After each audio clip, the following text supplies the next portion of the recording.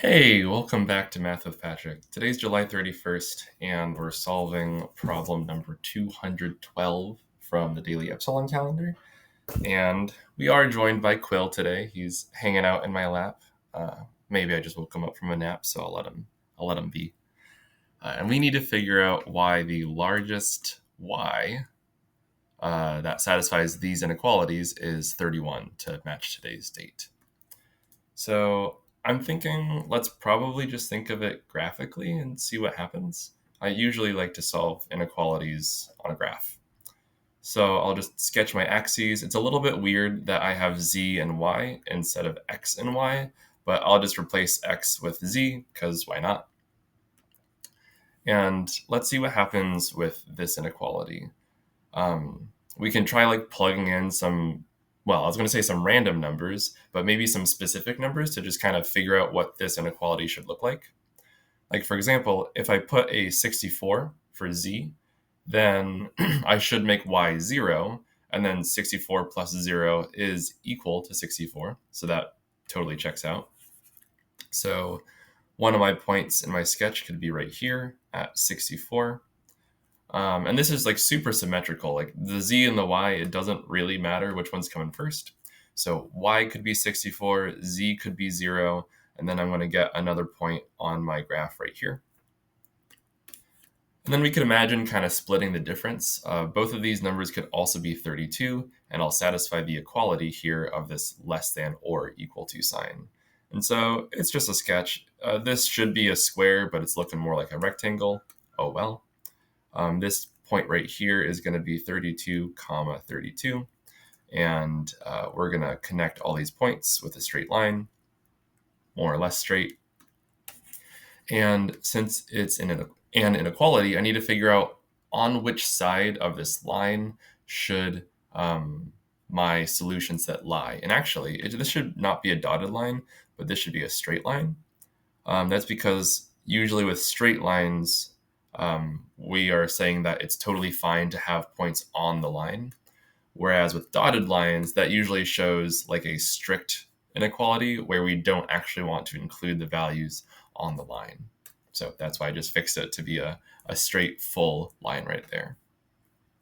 Anyways, to figure out what side of the line we should be on, basically we could just test a point on either side of the line and figure out which one would make more sense. And to me, it would make a lot of sense to say that 0 plus 0 is less than 64.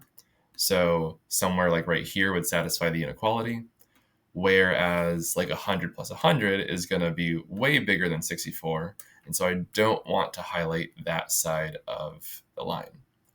At least for this first line, I know that anywhere down and left from my line is going to be a part that I want to include in this first inequality on my graph. For this one, z is greater than or equal to y plus 2. I guess I could just plug in some numbers for y, add 2, and get some numbers for z. So if y is 0, then z could be equal to 2, because 2 is equal to 0 plus 2. So this tells me if y is 0, z could be 2. I'm just going to kind of eyeball it, or I'll try to do it a bit better than eyeballing it. If that's 32, this is 16, that's 8, that's 4. So this is going to be 2 right here. And then essentially I could just increment my z and y numbers up by 1 or by 10 or however much I want. Because like if this is 0 and that is 2, then I could also do like 10 and 12. Essentially every time that I increase y by 1, z is also going to go up by 1. And so I want to create some kind of line that kind of looks like this, but I do want to make sure that I get my slope right. If I'm starting here at 2, 0, then that means once z is 32, that means y is going to be 30. So I'm going to have a point right here, right below my 32, 32, where I'll mark it here. This point right here is when z is 32, and then y was 30. So to me, it's pretty clear that these lines intersect at the next whole number spot. because maybe I could, let's see, what is that point going to be? That's going to be when z is 33 and y is 31. So like I could plug in a 33 right here and a 31 right here, and I'd totally satisfy this inequality. I could plug in the 33 here and the 31 there, and then I'll satisfy this inequality as well. And I guess I don't really need to know on which side of this line this inequality lies, because I've kind of already found my answer in 31. But just because I'm curious, trying to plug in some points that would be like obviously make sense. So if z is like some really, really large positive number and y is 0, then clearly something like 32 is greater than or equal to 2. So I want to shade the side of the line where z is bigger than y. And I think that's going to just be below the line or to the right. So this part of the line is where I'm going to find some solutions for the second line. And essentially anywhere that you're seeing this kind of like maybe greenish color, because like the blue and the yellow, is where we are going to find our solution set for both inequalities. So anywhere essentially underneath this pyramid could satisfy both of these inequalities. And of course, if we want the largest y, we need to pick the highest value on our pyramid.